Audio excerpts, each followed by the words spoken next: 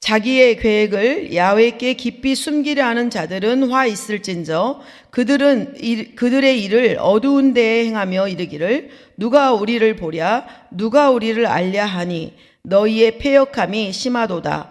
토기장이를 어찌 진흙같이 여기겠느냐.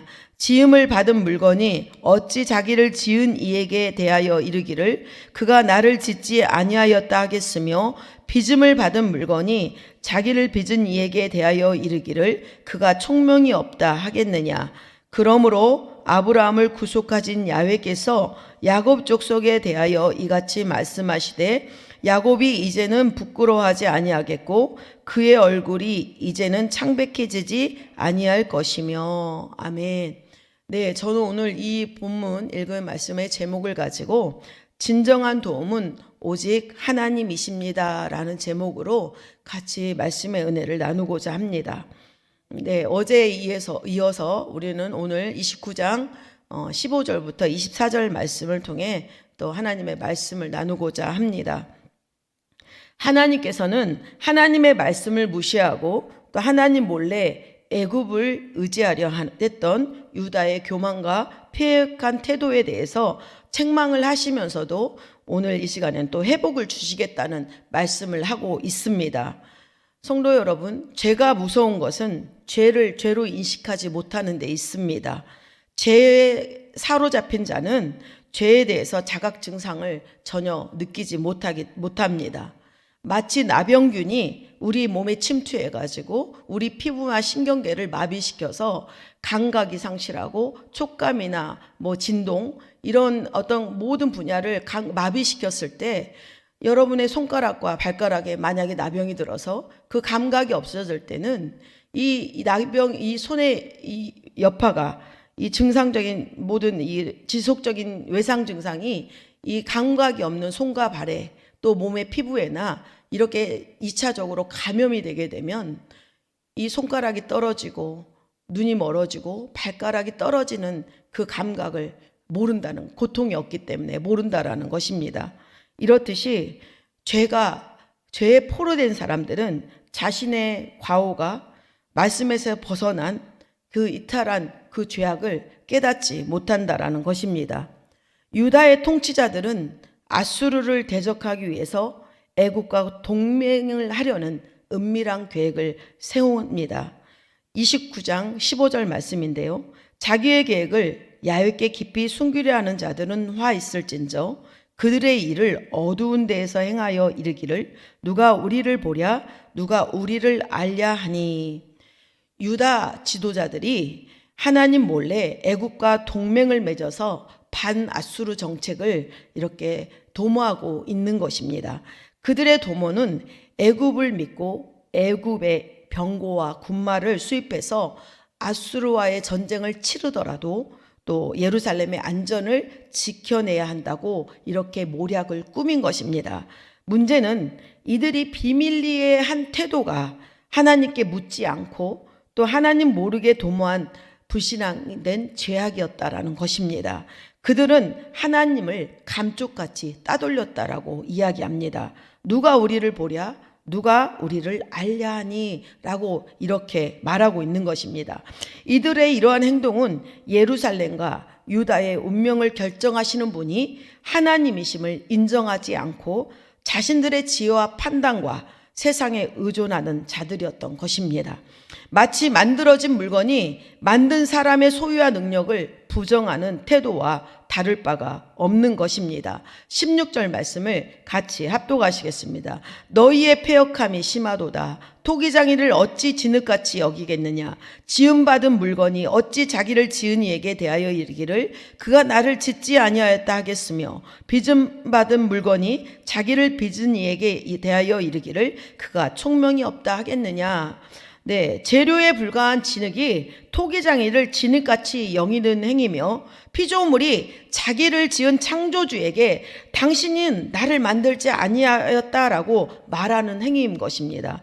빚음받은 물건이 자기를 빚은 자에 대하여 이르기를 당신은 총명이 없다, 나를 알지 못한다라고 말하는 행위라는 것입니다.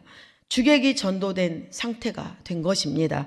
유다의 이러한 패역한 죄의 무감각이 하나님의 묵시와 예언을 전혀 이해하지 못하고 총체적인 영적인 파탄에, 그 심판에 이르게 된 것입니다. 유다와 예루살렘의 안전은 통치자들의 능력에 있지 않습니다. 모든 역사에 대한 대역전을 이루실 그 하나님의 도우심에 의해서만 가능한 것입니다. 그래서 이사야 선지자는 오래지 아니하여 곧 회복의 때가 오는데 너희가 예측하지 못하는 때에 하나님께서 창조주로서의 능력으로 보여주실 것을 선포하고 있는 것입니다. 우리 29장 17절부터 21절까지의 말씀을 다 함께 합독하시겠습니다. 오래지 아니하여 레바논이 기름진 밭으로 변하지 아니하겠으며 기름진 밭이 숲으로 여겨지지 아니하겠느냐. 그 날에 못 듣는 사람이 책의 말을 들을 것이며 어둡고 캄캄한 데에서 맹인의 눈이 볼 것이며 겸손한 자에게 야외로 말미암아 기쁨이 더하겠고 사람 중 가난한 자가 이스라엘의 거룩한 이로 말미암아 즐거워하리니 이는 강포한 자가 소멸되었으며 오만한 자가 그쳤으며 죄악의 기회를 엿보던 자가 다 끊어졌음이라. 그들은 송사로 사람에게 죄를 씌우며 성문에서 판단하는 자를 올무로 잡듯 하며 헛된 일로 의인을 억울하게 하느니라.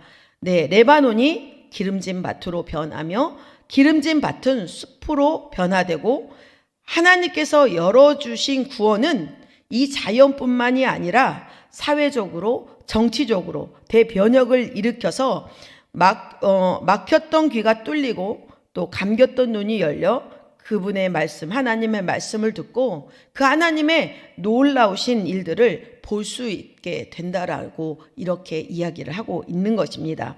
하나님의 심판을 받기 전에는 여러분 총명과 지혜를 자랑하던 자들이 하나님의 묵시를 듣고 깨닫지 못했습니다. 하지만 하나님의 심판을 받고 나니 길머거리도 책의 말을 깨닫게 되고 어둡고 캄캄한 곳에서 소경의 눈이 번쩍 열리게 되었다라는 것입니다. 여러분, 심판은 아프죠. 고통과 같은 그런 채찍이지만 우리에게 영적인 계한을 주게 됩니다. 눈이 밝아졌기에 어둠 속에서도 볼 수가 있는 것입니다. 사회적으로 억눌린 겸손한 자들과 경제적으로 가난한 자들이 마침내 이스라엘의 거룩하신 이인 그 하나님 안에서 기쁨을 누리며 즐거워할 수 있다라는 것입니다. 어려운 가운데서도 하나님을 의지하며 사는 신실한 믿음의 사람들은 하나님께 인정을 받게 됩니다. 그래서 죄 지을 기회만 엿보던 강포한 자들이, 그 오만한 자들이 심판을 받아 모두 제거가 될 것이기 때문입니다. 이들은 탐욕의 만족을 위해서라면 죄짓기를 주저하지 않습니다. 자기 이익을 위해서 자기의 어떤 세워지고자 하는 그 교만함 때문에 어떤 죄악이 있던 죄짓기를 주저하지 않는다라는 것입니다. 오늘 본문에 보니까 아까 읽은 말씀을 보니까 힘 있는 이들은 법을 조작하여 자신에게 유리한 판결을 내려지게 하거나 성문에서 재판하는 사람들에게 올무를 놓아서 이들로 침묵하게 만들었다고 이렇게 우리는 읽었습니다. 하나님의 공의와 정의를 무시하면서 불법을 자행하던 자들은 임박한 구원의 시대에 참여하지 못하고 모두 멸망을 당할 것입니다. 여러분, 하나님께서는 우리가 회복하기를 원하십니다. 하나님께서 원하시는 회복은 완전한 회복입니다. 사람의 손이 아닌 하나님의 손 안에서만 우리는 온전한 회복을 누릴 수 있습니다. 하나님께서는 징계를 통해서 이스라엘 백성들에게 온전한 회복을 주시기를 원하는 것처럼 저와 여러분들에게도 함께 하셔서 우리의 마음과 삶을 회복으로 인도하시고 또 풍성함을 누리게 하실 줄 믿습니다. 오늘 말씀을 통해서도 성령님의 도우심으로 인해 회복의 은혜가 모든 심령과 또 환경 가운데 임하시기를 축복합니다. 이렇게 창조주이신 하나님의 능력이 야곱 족속에게 구원과 회복의 위로를 가능하게 해주신다는 것을 22절부터 24절까지 이렇게 말씀하고 있습니다. 우리 같이 한번 합독하시겠습니다. 그러므로 아브라함을 구속하신 야훼께서 야곱 족속에 대하여 이같이 말씀하시되 야곱이 이제는 부끄러워하지 아니하겠고 그의 얼굴이 이제는 창백해지지 아니할 것이며 그의 자손은 내 손이 그 가운데 행한 것을 볼 때에 내 이름을 거룩하다 하며 야곱의 거룩한 일을 거룩하다 하며 이스라엘의 하나님을 경외할 것이며 마음에 혼미하던 자들도 총명하게 되며 원망하던 자들도 교훈을 받으리라 하셨느니라. 아멘. 하나님의 거룩한 심판을 통해 회복되고 또 하나님의 말씀의 진리에 영적인 눈이 뜨인 예루살렘과 유다가 하나님의 백성으로의 정체성을 가지고 새롭게 이스라엘 공동체로 세워질 것을 보여주고 있는 것입니다. 또 하나님께서 야곱 자손들에게 다시는 수치와 놀람과 충격과 당혹스러운 심판을 이제는 일어나지 않게 하실 것을 선언하고 있는 것입니다. 거룩하신 하나님을 깨닫게 된 이스라엘이 하나님의 이름을 거룩하다 하며 야곱의 거룩한 자를 거룩하다 하며 또 이스라엘의 하나님을 경외하고 마음이 혼미하고 또 원망하던 자들도 영적인 눈을 열려서 총명하게 되고 하나님을 경외하며 교훈을 받게 될 것이라고 하는 것이 말씀하고 있는 것입니다. 하나님은 우리의 환난 날에 우리의 피잔처가 되고 우리의 도움이 되십니다.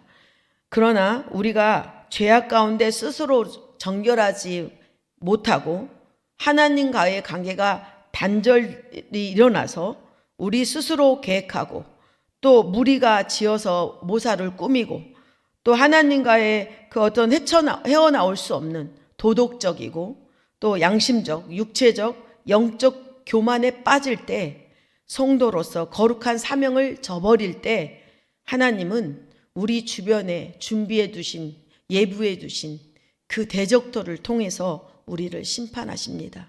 사랑하는 성도 여러분, 이 사회와 우리 교회 공동체와 또 우리 각자 인생의 변화와 구원은 우리의 능력에 달려있지 않습니다. 오직 하나님께서 개입하시는 진정한 도움만이 모든 변화를 가능하게 하실 줄 믿습니다. 우리는 하나님의 약속을 기억해야 합니다.